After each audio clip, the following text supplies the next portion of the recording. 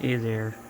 Okay, so I wanted to kind of talk about leveling, um, calibration, and other various things you can do to help with adhesion problems. So,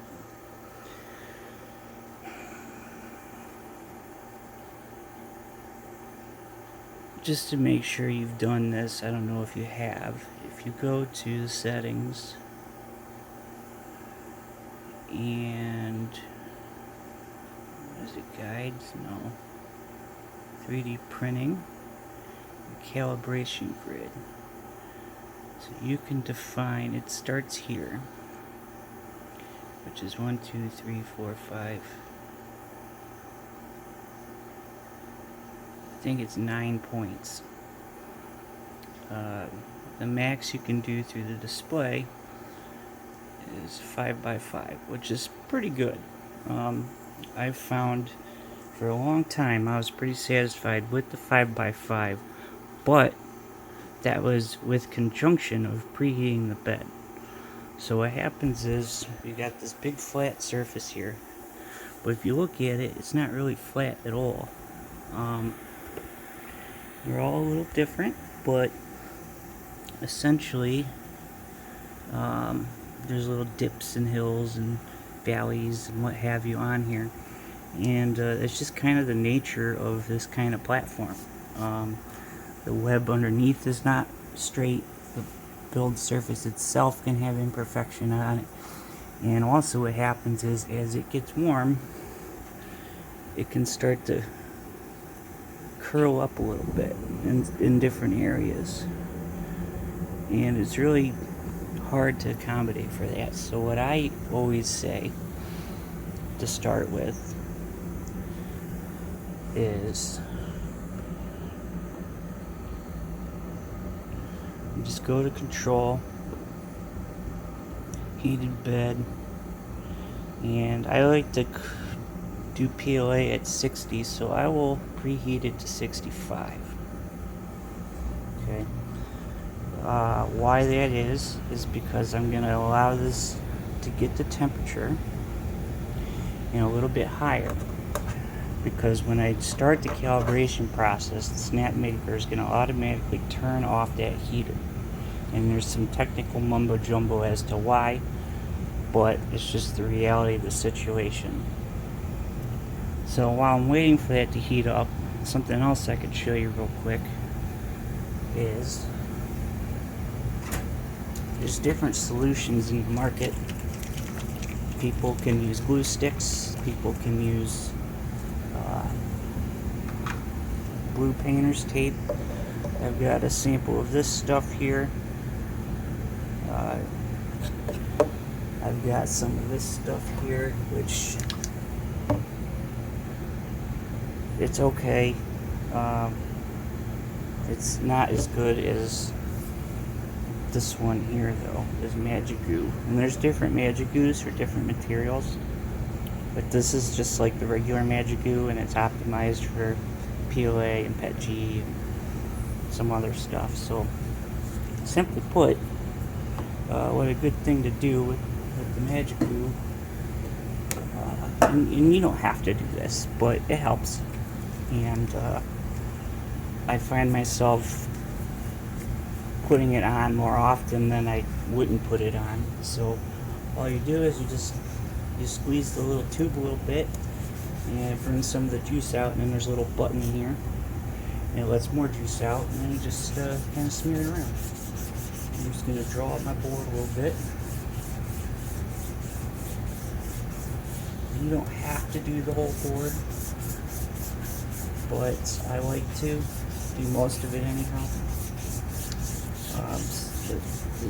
The benefit of using this is twofold. In addition to helping with adhesion, as this material cools, it also acts as a release agent. So sometimes, especially if your Z offset is a bit on the low end, it can be difficult to remove the print from the sheet. And this stuff here makes it significantly easier to accomplish. So it's kind of a dual purpose thing. You want to try to get it relatively even. It doesn't have to be perfect. There's a decent little coating there. What's also nice is it lasts for multiple prints. You don't have to do it every time. And you can also just touch it up a little bit if you've got an area that's worn out. And then when you're done, if you don't want it on there anymore, I just put it in the utility tub and rinse it off with cold water and then wipe it with a cloth, and it's clean very quickly. So it's very easy to use. Yes, it's an added cost, but I think it's worth the money. So with that said, we're currently at 60 of 65 on the temperature, getting there close pretty soon. So what I was gonna do was I'm gonna do a calibration with you using this heated bed method, and we're just about ready. Now usually I'd like to let it sit for a few minutes, but I don't want to try to find something to talk about for more than a couple more minutes, because I'm not really an expert, and I don't want people to think I'm pretentious or anything like that. I'm just trying to help. There's different ways of doing all this stuff, you know, but this is just what I've found works for me. And I'm not an expert. I've only been doing this for about 5 weeks now, and I started on this machine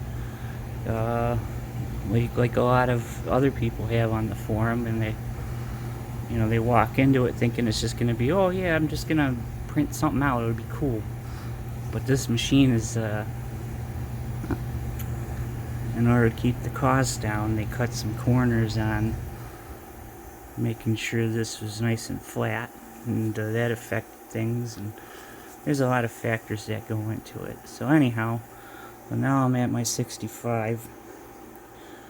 I'm going to go ahead and begin the calibration.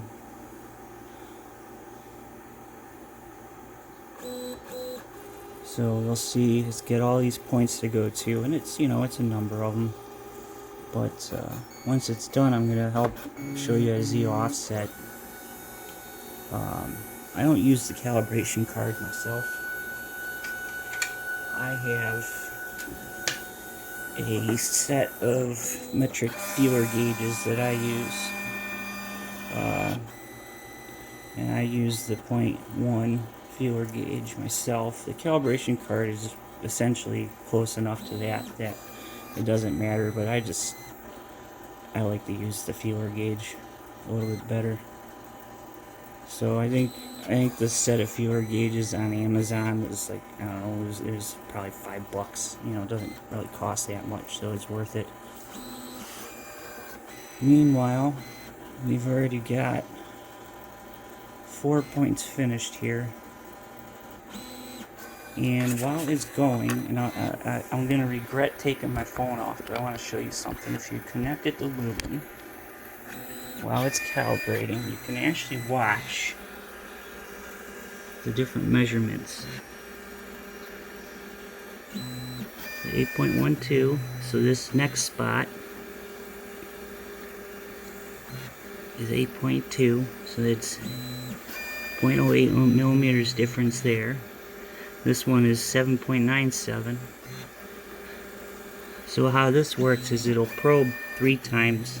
The first one is just a quick probe, and then the second 2 probes, they might not always match, so it just takes an average, because it's not really like a super precise thing.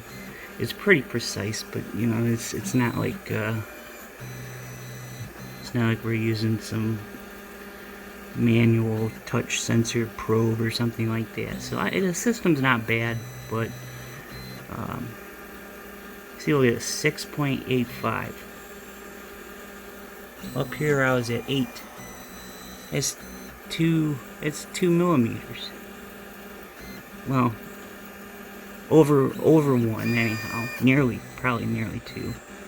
Now I'm down to 6.6. So yeah, I mean, that's kind of obnoxious, but it's just kind of the nature of the machine that we have. Meanwhile, I'll come on back over here again, see where we're at. Getting pretty close to done, so go ahead and get my phone mounted back in the meantime. And I made this C-clamp modular mounting system thing. And you put your phone on here and you tighten it up here with this little knob. And I started one for just a tripod to take pictures, and then I thought that it was such a cool thing that I would go ahead and try to set up something to take these videos with, so I'm not exposing you to my shaky hands so much.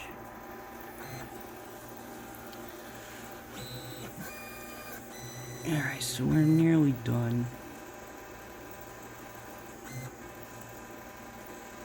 You probably also have noticed that my print head looks a little different from yours, because there's a modification on there. It adds a fan to help with cooling, because the built-in fan lacks a lot of power. Still trying to kind of get that down pat. I'm not seeing a huge difference. I was at first, but now I no longer am. So anyhow, what I'll do now, I'll see if I can't adjust this thing in such a way that we can kind of see what's going on.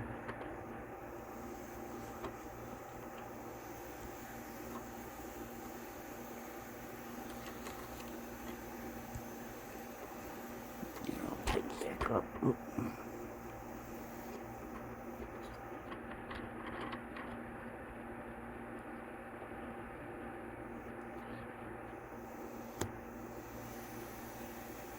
Focus.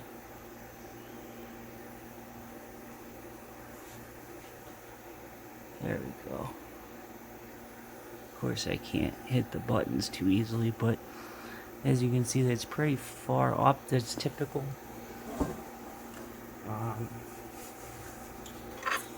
Got my feeler gauge ready to go. And with this fan on here, it's a little bit harder to do. You can't really see as well.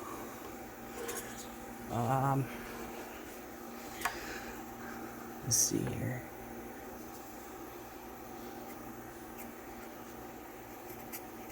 Okay, so I'm going to go ahead.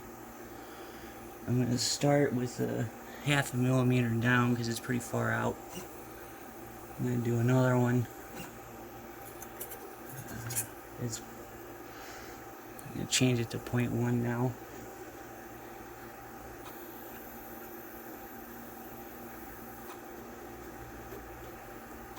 A few of those. Now I'm starting to feel. Yeah, it was pulling on it, and then I was having a hard time pushing it back in. So this is kind of where I start to wonder where I should go from here. I'm going to go up 0.5, and yeah, it's pretty good. Feels pretty good to me. It's got a little bit of tension on there, but I can still get it under. And I think that's what I'm going to go with. So I'm going to go ahead and save it. And I am satisfied with that leveling. And then, like I said earlier, in the event that you're running a job and you don't like it, you can always either start the job, or from this little adjust settings in the preview screen that we're in, you can also make that micro adjustment, but it doesn't help you much to do so unless your nozzle is close to the bed and you can see what it's doing. So hopefully, probably didn't get a whole lot out of it, but hopefully you did.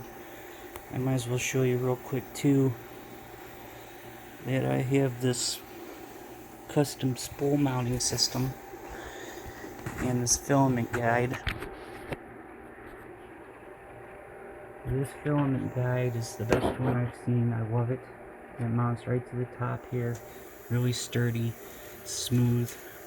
And then I have this spool system that has this two conical parts. There's the screw side and then the nut side.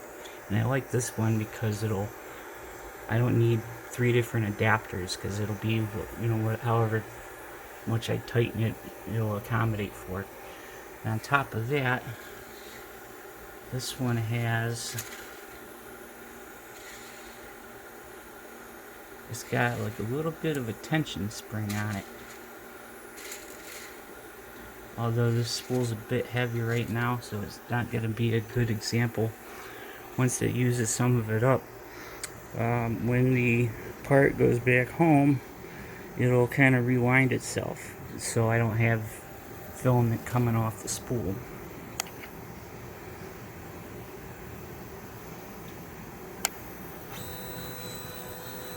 Yeah, it's just too much weight on it. I need to look at replacing the spring. I just got this little clockwork spring on here.